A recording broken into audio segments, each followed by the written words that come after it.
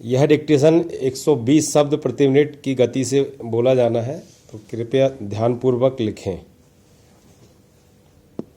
Ready. सभापति महोदय, मैं कहना चाहता हूं कि केवल नारे लगाने से ही काम नहीं चल सकता है।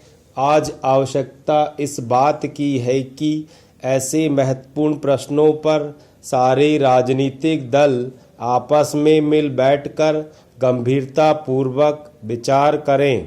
कम से कम देश के हित के मामलों पर हमें एक होकर काम करना चाहिए। यह अच्छी बात है कि माननीय सदस्यों ने इस प्रस्ताव पर अपने विचार गंभीरता के साथ प्रकट किए हैं। आज हमारे राष्ट्र की एकता को खतरा पैदा हो गया है और देश में ऐसे तत्व पैदा हो रहे हैं जो देश की व्यवस्था को छिन्न भिन्न कर देना चाहते हैं। इस प्रकार के तत्वों का मुकाबला किस प्रकार से किया जाए, इस पर सदन के सभी सदस्यों को सहयोग और विचार विमर्श से काम करना चाहिए।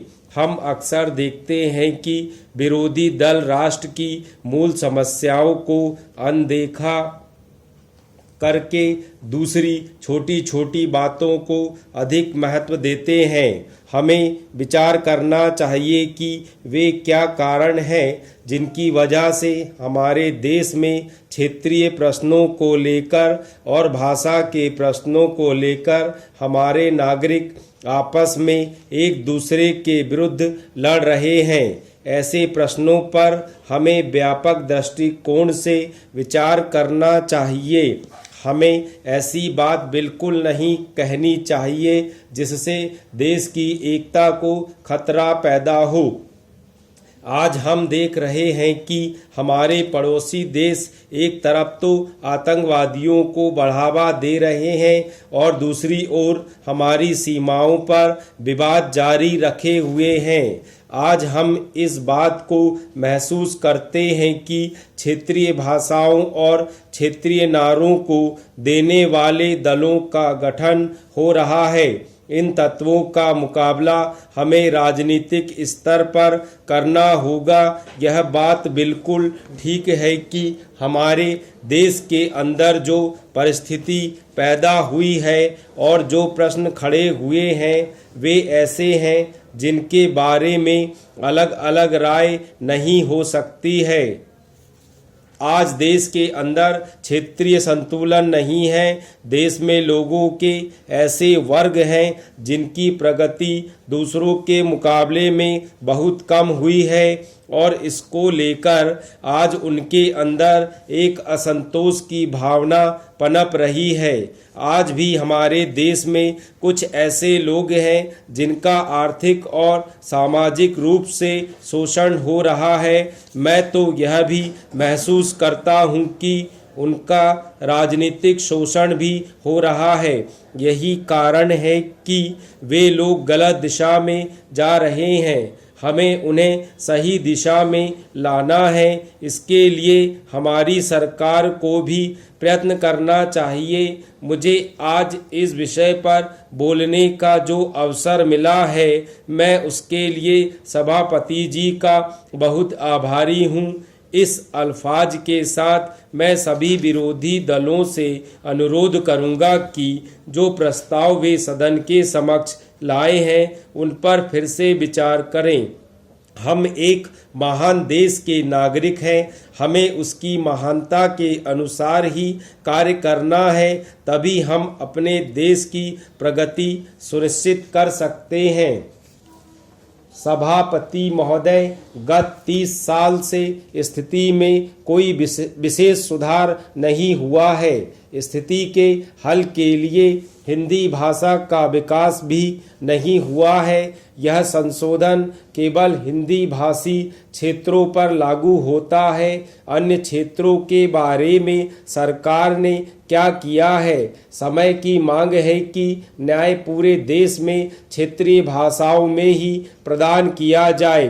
इसलिए यदि सरकार सभी क्षेत्रीय भाषाओं में अनुवाद के लिए एक व्यापक संशोधन विधेयक लाती तो अच्छा होता, लेकिन दुर्भाग्य से ऐसा नहीं किया गया है। मेरे मत से भारत सरकार को तथा सरकारी संस्थाओं को भाषा के संबंध में कोई एक आधारभूत नीति अपनानी चाहिए। कोई भी भाषा उन लोगों पर थोपी ना जाए जो उस भाषा को ग्रहण करने के लिए अभी तैयार नहीं है। भाषा तथा भाषा के बीच किसी प्रकार का भेदभाव नहीं होना चाहिए।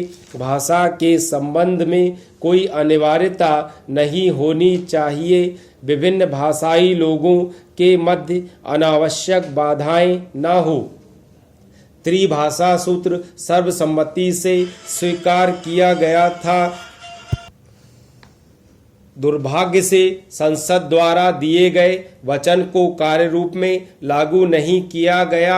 इससे कठिनाइयां उत्पन्न हुई। आज भी हिंदी भाषी क्षेत्रों के हमारे मित्रों ने दक्षिण की भाषाओं को नहीं सीखा है। मुझे मालूम है कि आखिरकार हिंदी राष्ट्र की भाषा है, इसका कोई विकल्प नहीं है, लेकिन साथ ही अंग्रेजी को भी बने रहना है। हमें आने वाली लंबी अवधि तक अंग्रेजी को राजभाषा के रूप में स्वीकार करना है। हमारे जैसे बड़े राष्ट्र में 2 राजभाषाएं हो सकती हैं। इसके साथ हमें क्षेत्रीय भाषाओं का भी विकास करना चाहिए। वे क्षेत्रीय भाषाएं हैं, लेकिन हमें उन्हें राष्ट्रीय भाषाओं के रूप में उनके महत्व के कारण स्वीकार किया है। आज हम अधिक से अधिक कट्टरपंथी और संकीर्ण विचारधारा वाले बन रहे हैं। भाषा तो केवल बातचीत का एक माध्यम है। भाषा लोगों के लिए है, लोग भाषा के लिए नहीं बने।